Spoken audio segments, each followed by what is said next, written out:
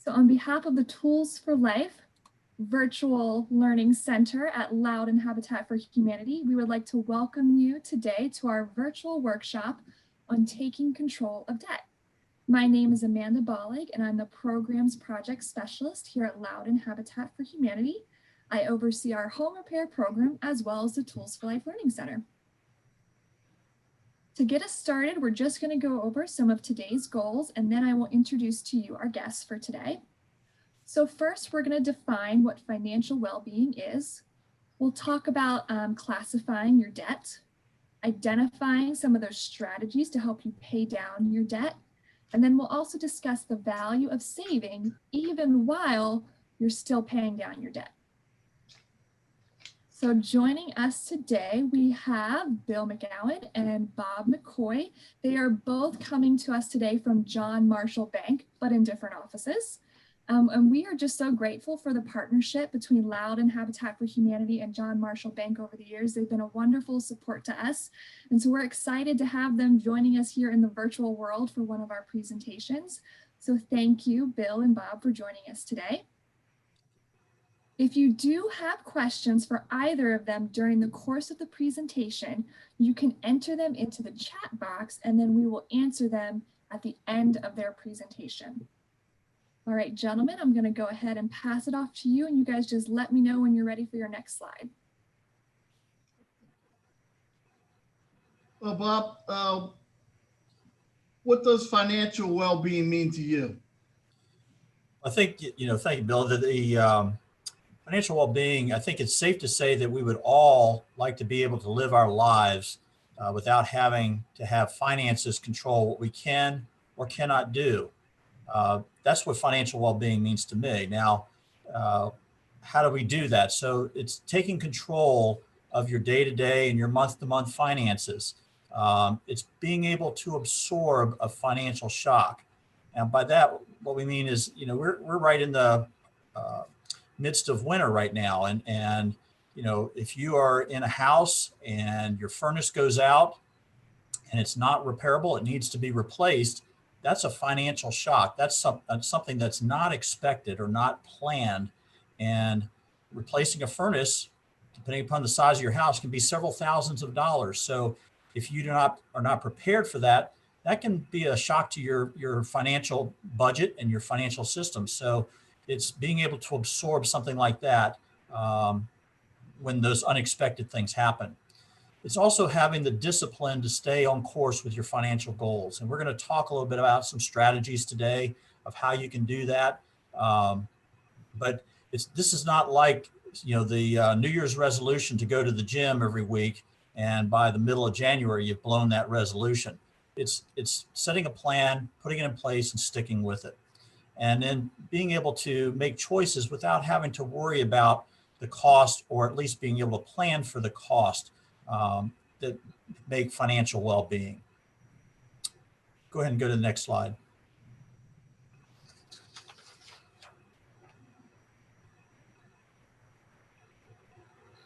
Is it Bill?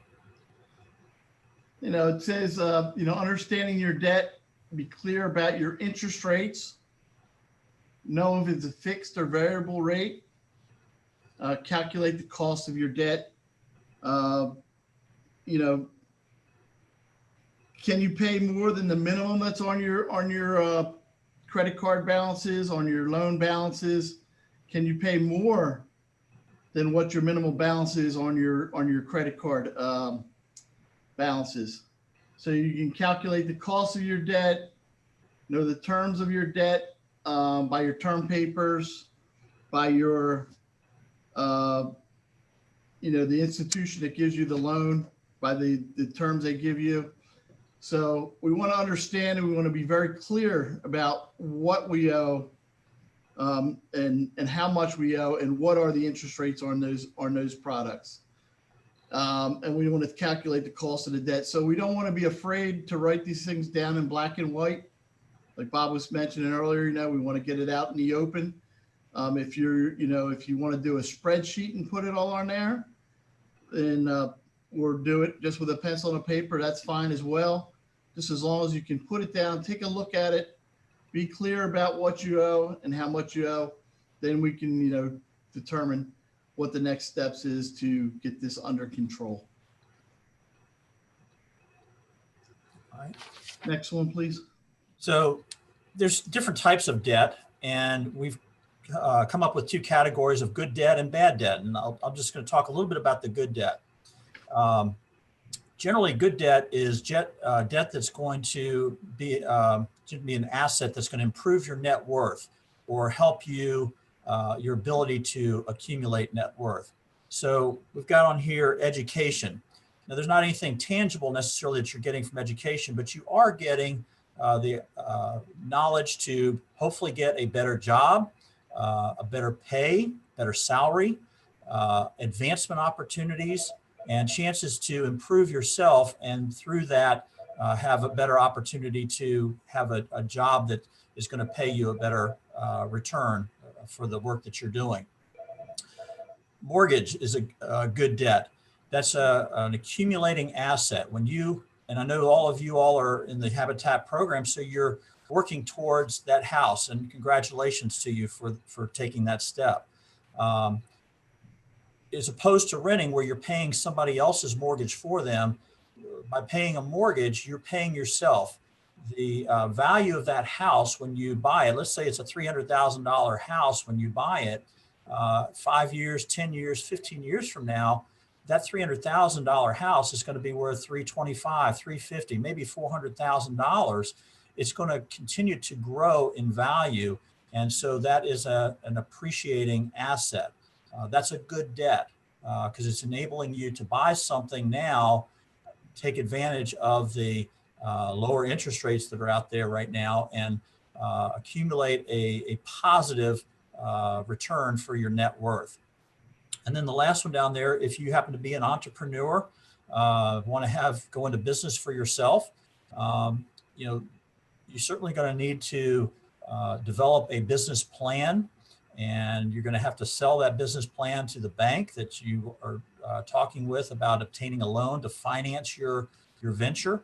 And presumably, if you have a good plan, you have a good product, or you have a good service, whatever it is that you are promoting, then you're going to be able to realize better returns in the long run. So those are all examples of some good debt.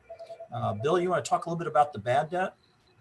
Certainly, bad debt would be anything like electronics, an impulse buy, something that, somebody's trying to sell you and they're creating urgency, and this is the last chance you'll have to buy it at this price.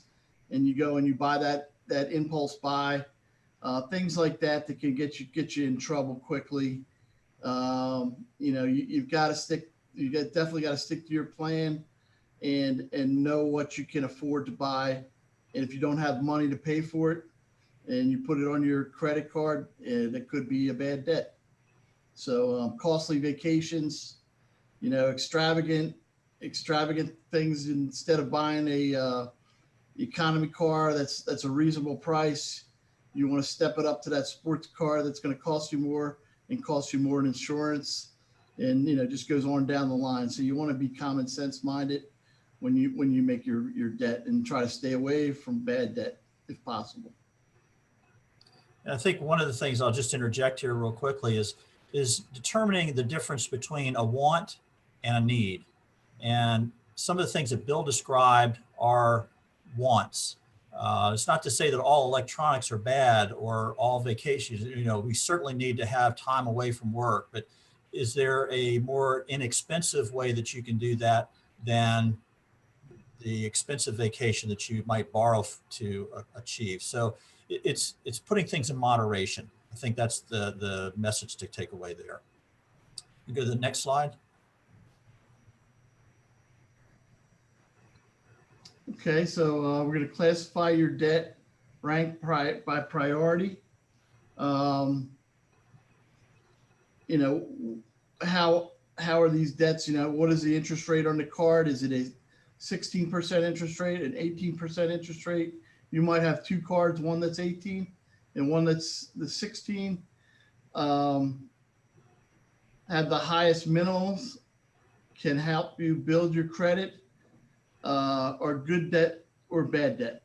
So you want to put it into classifications again. What is the highest rate interest rates you have? What are the things you need to pay off first? So we want to put it in rank. We want to put it in order. And there's a couple different ways we're going to talk about how to do that and how to roll that up, or to pay it off in different options, which we'll talk about in the next couple slides. And Bob, do you have anything to interject on that one? There's some strategies here, and we'll just throw a few of them out here that you can consider. And there's not a right or a wrong. It's what's going to work best for you.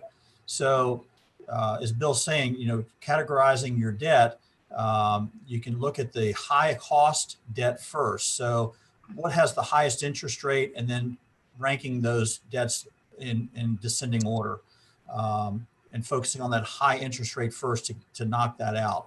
Another approach you can take is to focus on those with the smallest balances first. The benefit of that is you can see the accomplishments that you can make when you're able to knock off a debt and eliminate it. You can see some progress being made, but it may or may not be your most costly debt. So you got to kind of weigh that. And then Bill alluded to the highest minimum balance requirement. You can focus on that to eliminate that. And once you eliminate that, then go to the next one. Another option too is a debt consolidation loan where, if you have multiple credit cards and these credit cards have very high interest rates, you can go to the bank and talk about a debt consolidation loan where they can take the balances of these different credit cards, for example, and consolidate them into one loan. So then you're just paying one payment instead of 3 or 4 different credit card payments. The advantage of that is the bank loan's probably going to be a lower interest rate than what you're paying on the credit cards, and you're making one payment. So more of your payment is going towards principal and less towards interest. And then any surplus that you have can certainly go towards that, paying that down a little bit faster. So again, there's not a right or a wrong way to approach this. You have to find a strategy that's going to work best for you. Let's go ahead and go to the next slide. So determine the plan that's going to work best for you. As Bill said, write it down. If you're a visual person, you might want to create use your creativity, get out a poster board or maybe graph paper, whatever works for you, and make a chart of your total debt. And then each time that you make a payment, show that balance is decreasing. And, that way you can see the progress being made, even though you're still getting that bill in the month, each month. If that helps you, that's great. Another thing you can do is to maybe have a target date that you want to have this one particular debt paid off by this target date. So, whatever keeps you working towards a goal, keep doing that. Discipline is really a very key factor in being able to maintain this throughout the process till you get the debt paid down. Whatever you need to do, build that momentum, stay on course, and you're going to be able to achieve some flexibility as you get these debts paid down. Let's go ahead and go to the next screen. So working within your budget, this isn't meant to say that you can't enjoy yourself from time to time, but maybe your celebrations need to be a little bit less often and less extravagant than what you did before. You have to keep in mind that it took you a while to accumulate this debt, so it's going to take you a little while to pay it down. Don't get discouraged. Stay on target. If you get a pay raise, determine how much of that raise can you apply to the debt, and continue to accelerate paying that down. That may help you reach your goals a little bit faster than what you had charted out in the graph or the calendar that you use. So whatever works for you, follow a strategy and stick with it. It's gonna help you get that financial freedom that you're looking for. Let's go ahead and go to the next slide. So here we're going to take a look at how we can maybe save while we're also paying down debt. And there's two different scenarios here, and in both cases, the person A and person B have $10,000 in debt that they are needing to pay off. But they go about it a little bit different fashion. Person A chooses to take the $200 that they have over and above all of their other expenses and apply that towards their debt each month to pay it down. And it shows this at the end of 6 years. And then at the end of 6 years, they're taking that $200 and they're applying it to a savings account so that they're building up now some reserves. That works fine. And that's one way to approach it. Person B, same scenario. They've got $10,000 in debt. They have the same $200 of discretionary income that they're applying over and above all of their payments. And they choose to put 175 of that 200 towards the debt. And then the other 25, they're going to start to put into a savings account. And gradually, month by month, they're starting to build up a little bit of a balance in a savings account. Now, I don't want to get too hung up on the white boxes that say year 7 and what the savings are, because there's a number of variables that play into this. And those variables are the number of debt obligations that you have. They are the interest rates that you are being charged on each of those debt obligations, and also the interest rate that you're earning on that savings account.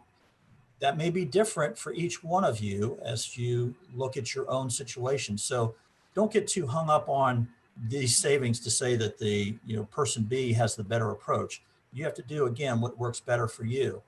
The one thing that I will say in reference to person B is that by starting to save a little bit each month, let's say in year 5, they have one of those financial shocks that occurs. And at that point, they then have some money saved up that may or may not be able to absorb that financial shock without adding anything further to their debt that they're trying to pay down. So, again, it's not a right or a wrong, but it's just two different ways that you can look at trying to save while also trying to pay your debt down. And building up a little bit of a savings is not a bad thing at any point. Okay, let's go ahead and go to the next slide. So we want to reflect on how you got into debt in the first place. And that's a great slide. And, my experience has been generally people don't want to get in debt, but they fall into it. And they fall into it by not having a savings account to fall back on in case of an unexpected emergency. Bob, refers to it as a financial shock. So say if you're driving your car, you're living pretty much paycheck to paycheck, and you get a flat tire and you don't have any savings, you don't have anything in checking. So you have your credit card and say, okay, great. I'll go and pay the $300 for the new tire plus the amount to put it on. And the first time I get paid next week, I'll pay this off, pay this credit card down. Well, next week comes, another bill comes in for something that was quite unexpected that you had to pay, and you put that payment off. Then you start accumulating the interest on the credit cards. It's a reoccurring, you're not paying it off at the end of the month. It keeps piling up on you. And it's, that's where most people get in trouble. I found also with medical bills. That's also number one thing that stays on credit reports for the longest period of time. And sometimes folks try to forget about that, and it stays on there for quite a bit. So it's not that you want that debt. It's like a lot of times unexpectedly, it just builds up on you. And that's how it goes many, many times.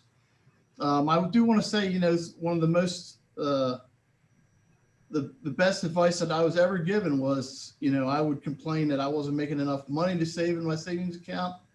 And the person told me, said, it's not how much you make, it's how much you save. Every single paycheck, you need to be saving as much as you possibly can to put it away for a rainy day. And that was some of the best advice I ever got. So the other thing I just wanted to touch on real quickly was, renegotiating where you can. There is something called a 0% credit card out there that is very good, but you need good credit to get that offer. So you can go a 0% interest credit card debt consolidation to get your other two credit cards and consolidate it into that zero balance. And sometimes you can get a very low transfer rate as well. You have to do the math a little bit and do a little bit of calculation on that. But generally, you make out much better if you get a 0% for 18 months, maybe even a 2% transfer fee for the balance that you're going to transfer into there. And that can pay off, really help you get control of your debt as well. But again, you have to have a pretty good credit score to qualify for that option.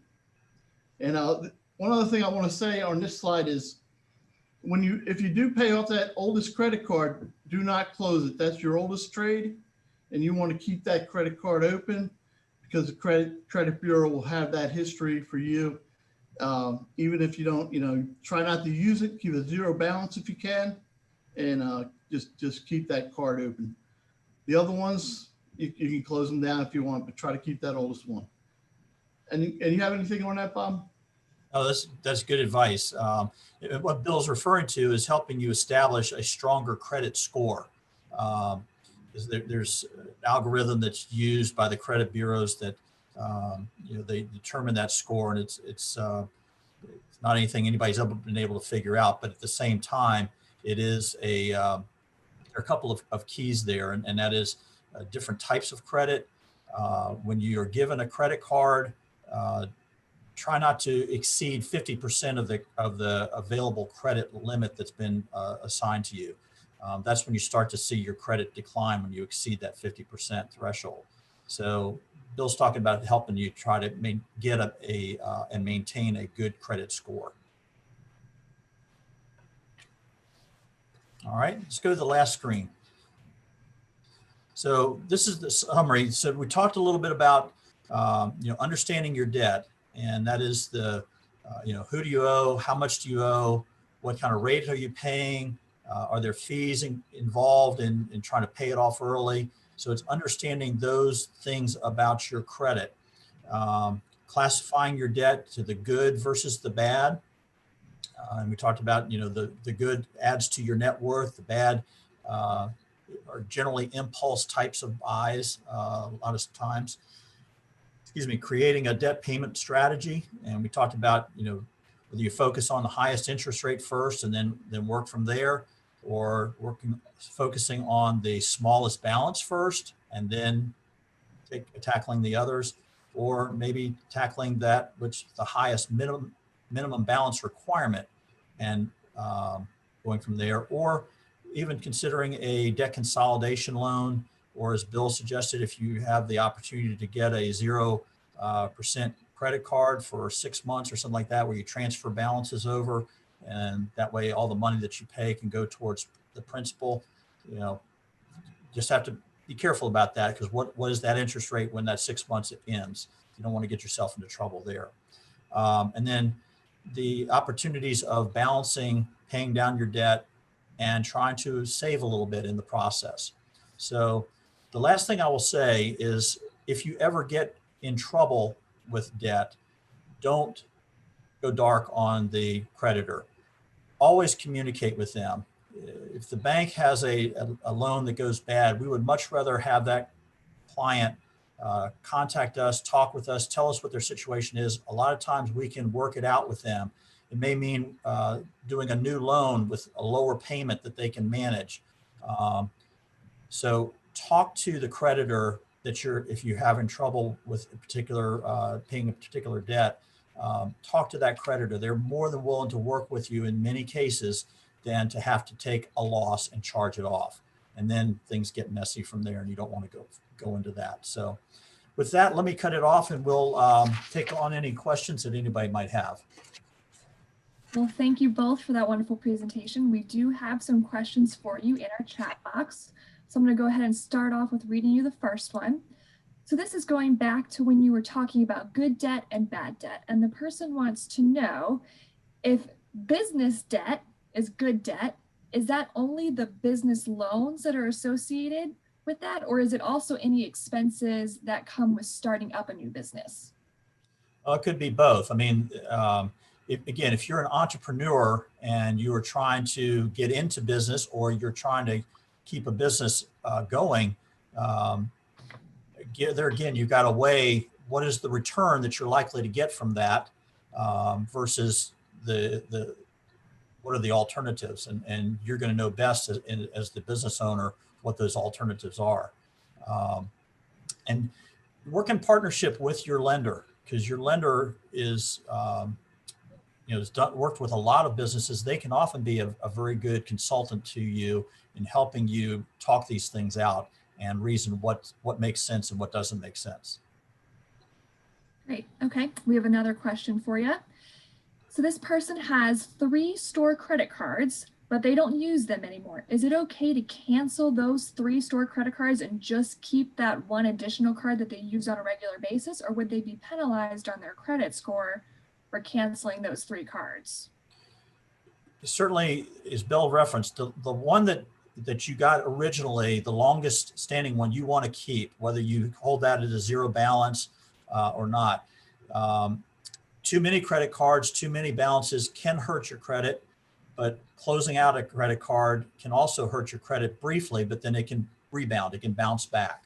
So, if you are monitoring your credit score and you close out a card, you may go from one score and drop down a little bit, but then over time it will come back up. So if that temptation is there for you to use the card and you don't want to get into further debt, by all means cut it up, but you might want to hang on to that oldest card. Gotcha. So if you have a card that you're not using anymore, but like you said, it's that oldest card, so you want to keep it open, you're true that it's saying it doesn't need to be actively used though? So I could keep that 0 balance on it, not use it, but it wouldn't affect my credit score or anything. Will not hurt it. That's correct. Got it. Very good. And then one last question that we had for you guys, and then it looks like we'll wrap it up, is where can you find out your credit score and all of that information? Is there, what's the safest, best resource you can go to get your credit score? Well, there's 3 different credit bureaus, TransUnion, Experian, and Equifax. And you can go online. If you have a computer, go online and type in transunion.com or Experian.com or Equifax.com, and you can request a free copy of your credit report. You're entitled to a free copy once each year. So you can get that. You can see what your credit looks like. I think the version that they send to you is a little bit more user-friendly, so that you can navigate that credit report and understand a little bit better. But if you get that and you ever have any questions or something doesn't make sense, go see your lender and say, can you sit down and help me understand this credit report? And a lot of times they will be willing to do that. Great. All right, we will go ahead and wrap it up now. Just want to thank both of you for joining us today. This was a lot of great information. I know I was actually taking notes during your presentation, and slides might have gone a little slower because I was, trying to pull some stuff for myself to use. So this was wonderful. I really appreciate both of you taking the time out of your day to come and join us. And we want to thank everybody else who watched the presentation. I hope you guys got something out of it as well. And if you guys are interested in learning more about the Loudoun Habitat for Humanity Tools for Life Learning Center, you can check out our website that's listed on the screen. We do have a bunch of free workshops that are coming up, and we also have some that are recorded, and you can go back and watch those. And we'll do the same with today's presentation if you need to go back and reference anything that the gentleman spoke to us about. So the next workshop that we have coming up is going to be in the new year. It'll be January 7th. Of 2021, which sounds strange to say, but we'll be preparing for the 2020 tax season and answering some of your questions that you might have about how to get your taxes ready and what COVID might have done to affect this tax season. So we hope that you guys will join us for that in the new year. And we just want to thank you again for joining us, and we hope to see you all soon. Thank you. Thank you. Thank you. Thank you for having us. Of course.